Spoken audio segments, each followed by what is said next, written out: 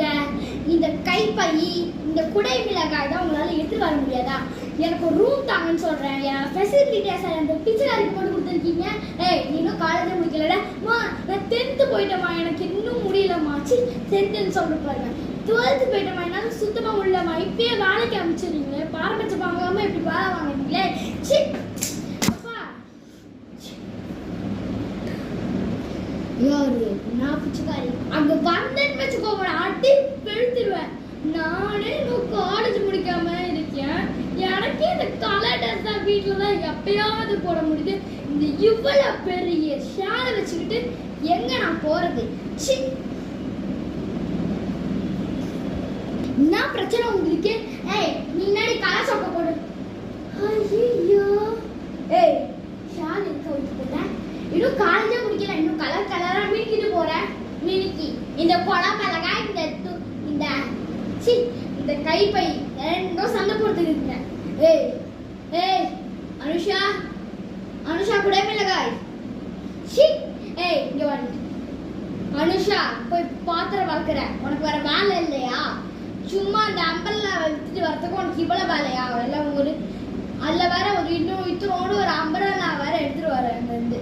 அது இந்தமாரி குடை மிளகாய் இல்லை மேடம், அம்பரலாம் அம்பரலாம்.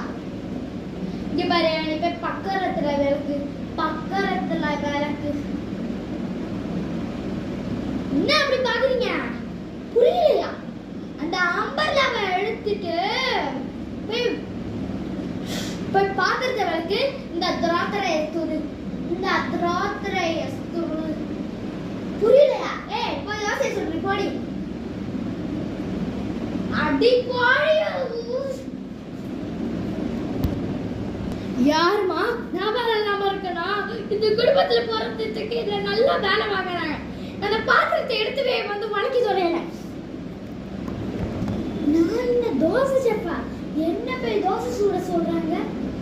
தீஞ்சோம் எதுக்குதான் பொருந்தணும்.